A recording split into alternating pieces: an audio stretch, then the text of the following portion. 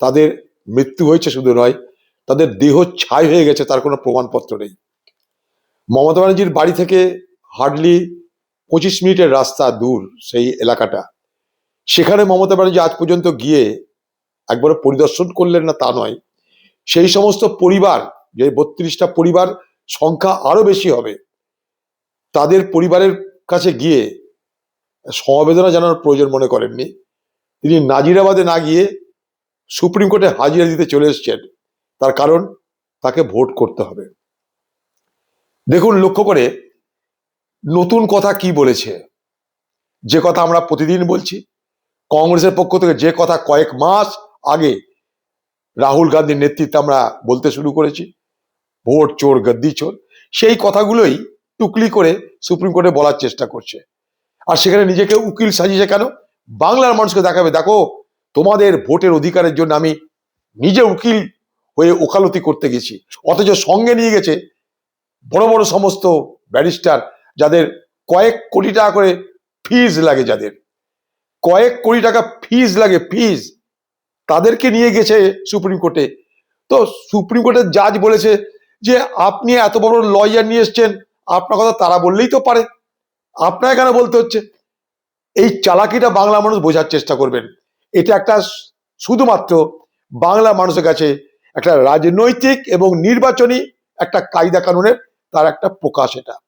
নাহলে তিনি কোটি কোটি টাকা খরচা করে এই সমস্ত সারা ভারতবর্ষের সব থেকে বিখ্যাত লয়ারদেরকে কেন সেখানে নিয়ে গেলেন? একা যেতে পারতেন।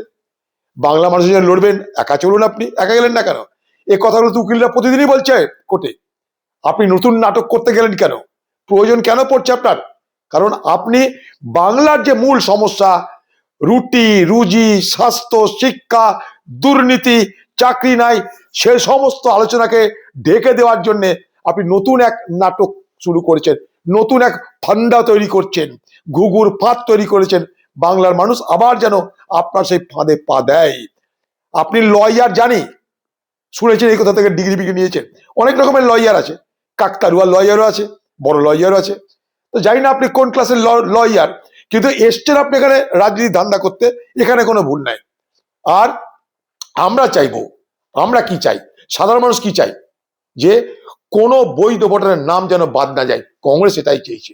রাহুল গান্ধীর এটাই বক্তব্য ছিল ভোটার অধিকার যাত্রায়, যে বৈধ কোনো ভোটারের নাম যেন বাদ না যায়।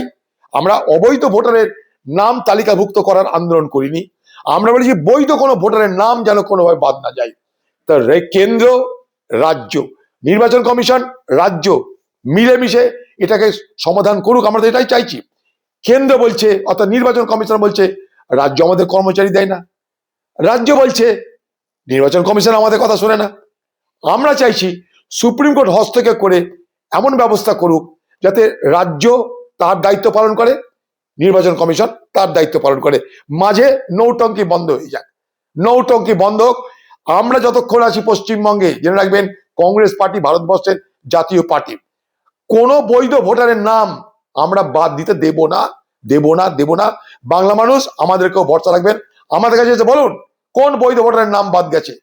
আর ওইসব টাইটেল ভুল এদিক ওদিক, যেটাকে বলছে লজিক্যাল ডিসক্রিপেন্সি, ওগুলো কোনো ব্যাপার না। প্রত্যেকটা জায়গায় রাজ্য সরকার মনে করলে এই ঝামেলা এক্ষুনি মেটাতে পারে। কারণ পশ্চিমবঙ্গ সরকার অন্তত 90,000 কর্মচারীকে নির্বাচন কমিশনের হাতে তুলে দিয়েছে এই কাজ করানোর জন্য। আবার একদিকে তারা বলছে নির্বাচন কমিশনকে যে আমরা তোমাদের সাহায্য করছি, উল্টা দিকে এই দিদির সরকারের যারা বিডিও, এইআরও, ডিও, তারা বদমাইশি করে ঝঞ্ঝাটটা পাকিয়ে রাখতে চাইছে। যত ঝঞ্ঝাট থাকবে তত সমস্যা থাকবে, আর সেই সমস্যা সমাধানের জন্য কৃত্রিম বাতাবরণ তৈরি করতে হবে। পশ্চিমবঙ্গে সমস্যা সৃষ্টি করা হচ্ছে রাজ্য সরকারের প্রচ্ছন্ন মদতে, এবং রাজ্য সরকার অভিসন্ধি করে এই সমস্যা তৈরি করছে। কারণ এই সমস্যা সমাধানের জন্য মমতা ব্যানার্জি যাতে নিজেকে তুলে ধরতে পারে, দেখো সমস্যা আমি তৈরি, আর সমস্যা আমি সমাধান করলাম। অর্থাৎ সমস্যা তৈরি করছে টিএমসি, সমস্যা সমাধান করছে টিএমসি। আর সমস্যা তৈরি করার ক্ষেত্রে নির্বাচন কমিশনের কিছু ভুল ব্যাখ্যা, কিছু বিষয়ের গভীরে না যাওয়া সব থেকে বড় কারণ। নির্বাচন কমিশনের এটা অন্তিম পর্যায়ে এখন এসআইআর চলছে। দিদি প্রথমে কিন্তু সুপ্রিম কোর্টে আসেনি, দিদি এতদিন পর সুপ্রিম কোর্ট এসছে, যখন শুরু হলো তখন আপনার রাজ্য সরকারের সমস্ত কর্মচারীদেরকে ট্রেনিং দিয়ে তো শুরু করেছিল, কেন তখন সুপ্রিম কোর্টে আসেননি? বিজ্ঞপ্তি তো জারি হয়েছিল, কেন সুপ্রিম কোর্টে তখন আসেননি?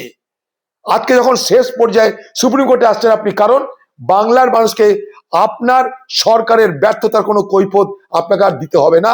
এসআইআর নিয়ে এবার ভোট হবে, 2021 সালের ভোট হলো এনআরসি নিয়ে, এবার ভোট হবে এসআইআর নিয়ে।